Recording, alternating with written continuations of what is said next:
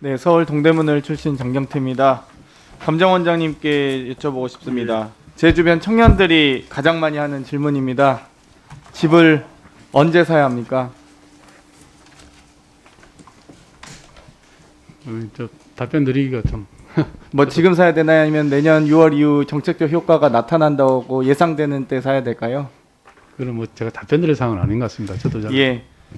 허그 이재광 사장님께 질문 드리겠습니다. 네. 제 주변 신혼부부들 이야기인데요. 아이가 태어나서 조금 더 큰 집으로 방 한 칸 더 마련한 집으로 가고 싶다고 하는 질문이 많이 들어옵니다. 그럼 집을 언제 팔아야 될까요? 마찬가지로 이 자산을 사고 파는 것은 제가 답변드리기 상당히 어려운 부분이 있음을 양해해 주시면 좋겠습니다. 그래도 참 이 정책적 시그널을 저는 주는 게 대단히 중요하다고 봅니다. 서민과 국민의 주거 안정에 대해서 명확하게 말씀하실 수 있어야 주택 정책을 그래도 총괄하시는 또 이 관리하시는 기관의 장이라고 할 수 있을 텐데요. 그래서 저도 여쭤봤습니다.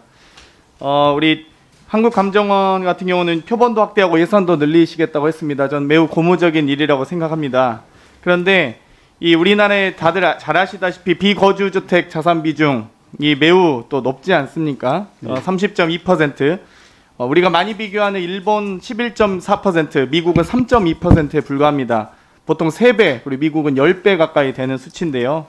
이 주택으로 이 자본이익을 발생시키거나 또 과도하게 발생시키거나 여러 불법 행위들을 막기 위한 많은 조치들이 있습니다. 그 예의 하나로 부동산 감독원과 같은 감독기구로 시장 참여자에 대한 조사 감독권을 강화해야 한다는 주장도 있고요.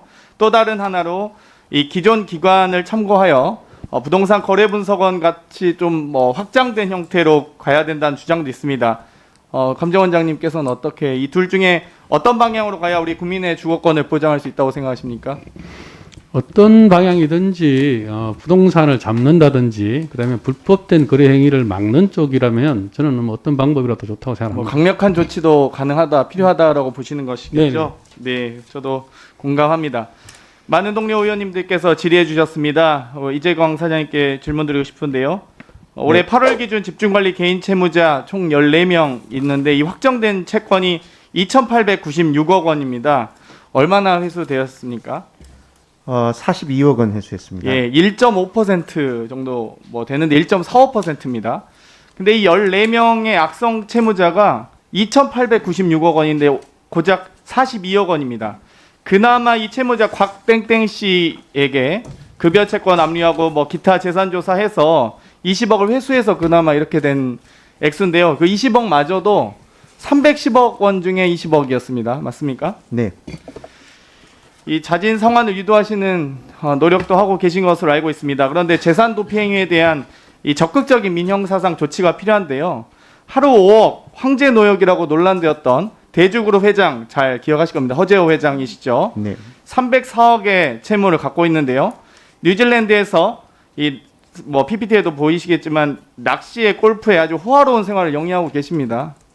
이런 분들 참 이 대주건설 부도로 입주민들은 10년 가까이 민사소송 진행 중이고요. 이 주민 800여 명이 10년째 부동산 처분도 못하고 주택보증공사 민사소송 중이지 않습니까? 네네. 그러면 어떻게 이거 방치하실 겁니까?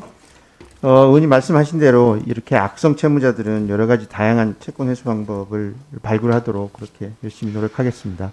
남양건설 마항렬 회장 26억의 채무가 있습니다. 그런데 최근 신규 아파트 건설 현장 점검하는 등의 어떤 적극적 기업 활동하고 계십니다. 이거 이렇게 방치하면 되겠습니까? 사실 더 저는 슬프게 본 사실이요. 기업 보증 사고액 지금 3,900억에 달하고 있습니다. 잘 알고 계시죠? 네네. 17년 당시 문재정부 시작할 때 56건 133억이었던 것이 2018년에 699억 그리고 올해 3,900억으로 30배 가까이 늘어나고 있습니다. 이유가 무엇입니까? 최근에 기업 특히 지방에 있는 기업들에서 자금의 경색이라든지 이런 문제 때문에 발생하는 보증사고가 증가했습니다.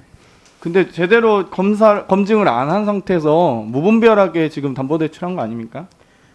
저희가 기업보증은 보증 신청인 신용도 하고 신청 사업장의 사업성 등을 평가해가지고 심사평점이 분양보증은 55점, PF는 60점, 정비는 70점 등 이렇게 일정 기준을 두고 발급을 하고 있고요. 그 이하에는 발급을 제한하고 있습니다.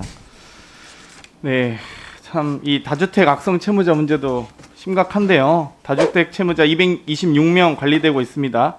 근데 회수율이 지나치게 저조합니다. 지금 2,096억 중에 474억 회수됐고요. 회수율 22.6%입니다. 너무 낮은 숫자인데 많은 분들이 질의하셨기 때문에 이 혜택 소위 그러니까 해결하는 방안으로 전세 계약 전에 전세 보증금 반환 보증 가입이 불가능한 전세를 피해서 계약할 수 있는 방법이 있습니까?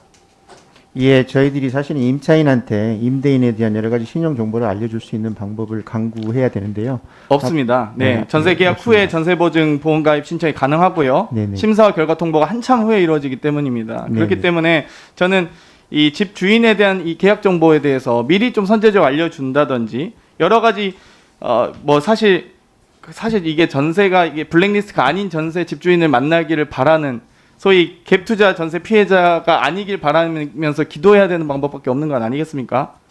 네, 하여간 뭐 다주택 악성 채무자에 대해서는 여러 가지 이렇게 돈 관리를 하겠습니다. 못 돌려받는 청년과 신혼부부들 상당히 많습니다. 지금 심각합니다. 네. 이 부분에 대해서 좀 정확하게 좀 저는 적극적으로 해결해 주시고요. 아직까지 악성 채무자에 대해서 형사 고발하신 사례 없으시죠? 예, 일단은 형사 고발해 주십시오. 이 부분. 네네, 검토하겠습니다. 정확하게 채권 추심해야 됩니다. 네, 이 직원 대상 주택자금 지원 특혜 잘 아시죠? 네네. 다른데 기관은 2.5% 정도 되는데요. 주택 우리 허그 같은 경우 최초 2년간 1%, 2년 단위로 0.5% 매우 낮은 수치입니다. 그런데 직원 대상 주택자금 지원에 대해서 이 코픽스 6개월 평균 금리로 하신다고 하셨잖아요. 예, 그- 협의 중에 있습니다. 예, 협의 네. 중이고 아직 네. 노사 간 합의가 안 된 상황인데 2020년 5월부터 10월 코픽스 금리 평균 몇 퍼센트인지 아시죠?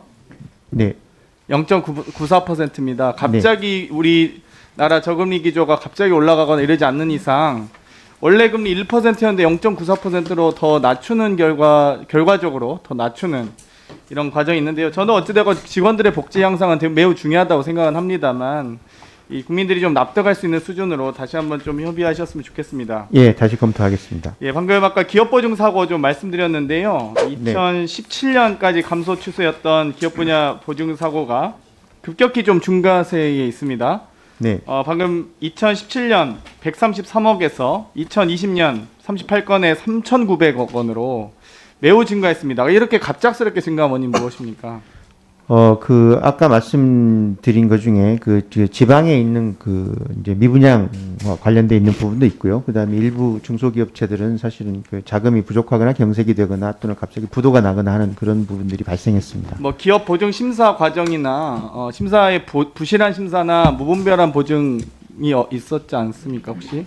아까 말씀드린 대로 저희들이 보증 신청인의 신용도 그리고 신청 사업장의 사업성 평가 등을 하고 있는데요. 그 중에 일부 미진한 부분이 있는지 다시 한번 찾아보겠습니다. 기업 보증이 보통 사고 보증으로 전환되는 시점은 몇 년 정도 보통 보증을 하시나요? 보통은 2년 반, 3년 그렇게 2년 하고 반에 있습니다. 3년 정도신데요. 네, 이 어찌되고 기업 보증 발급 현황을 보면은 2015년 105조, 2016년 109조에서 2017년, 18년 내려오면서 85조, 82조 이렇게 좀 점차 감소세에 있는 것으로 보입니다. 2020년 현재 8월 현재 70조 정도인 건 나오는데요. 네. 어찌되었건 혹시나 이 사고 보증 승인이 됐던 연도 저는 좀 필요하다고 봅니다. 어찌되건 2016년 이전에 혹시 사고 보증 승인이 됐다면 그 네. 부분에 대해서 검토를 또 하셔야 되지 않겠습니까? 예, 그런 부분들은 이 보증 이행으로 넘어가면서 어떤 이유에 의해서 그렇게 됐는지 하고 그다음에 예, 2016년 이전에 이 부실한 보증 승인에 대해서 다시 한번 검토해 주시고요. 네, 이 검토하겠습니다. 청약 홈의 운영에 대해서 한국감정원에서 이번 예. 청약 시스템 많이 워낙 복잡해서 어려움이 있습니다. 접속 지연, 통신 장애 등 많은 또 사례들이 있고요. 당첨자 대비 9% 아직도 부적격 당첨자 비율이 존재합니다. 네. 이 부분에 대해서 많은 개선 노력들을 하시고 계신 것으로 알고 있는데 당첨자 대비 비율로 봤을 때 중복 청약 및 당첨에 대해서 2019년에 2%였는데 20년 지금 현재 15.8% 무려 8배가 증가하고 있습니다. 이유가 어떻게 되실까요? 그 사항은 뭐 전액하고 좀 비교가 좀 어려워서 저희가 2월 달부터 이제 업무를 진행해서요. 한번 예. 분석 더 해서 보고 드리겠습니다. 예, 다시 한번 이 부분 이제 잘 시스템 갖추시면 좋겠고요. 네네. 국토교통과학기술진흥원 좀 말씀드리고 싶은데요. 이 연구비가 참 이 부당 사용 사례가 대부분 연구 인건비 지급이 안 되거나 이런 경우들이 많은데요. 처벌은 어떻게 하고 있나요? 부정 사용에 대해서는 저희가 100% 환급을 원칙으로 하고 있고요. 그래서 형사 고발이라든가 재산 압류 등을 하고 있고 2019년서부터는 연구비에 대해서 100% 환수를 보장받기 위한 보증 보험을 들게끔 하고 있습니다. 그럼 환수만 받은 다음에 연구비 신청할 때는 전혀 불이익이 없나요? 그렇지 않습니다. 예. 저기 참여 제한이 있고요. 그 다음에 국가 R&D에는 일정 기간 할 수가 없게 그렇게 제재하고 있습니다. 네, 이 R&D 예산 지원이 수도권 62%, 물론 이제 좀 다소 많이 노력을 하신다고 보기엔 좀 어렵긴 한데요. 이 2018년 기준 62%에서 2020년 8월도 62%, 여전히 수도권 집중 현상이 많습니다. 이 지방에 좀 이 권역별 R&D 예산이 균형 있게 배분될 수 있도록 해주시면 좋겠는데요. 예, 지역 R&D를 활성화시킬 수 있는 과제를 생산하는데 전력 투구하겠습니다. 네, 감사합니다. 이상 질의 마치겠습니다.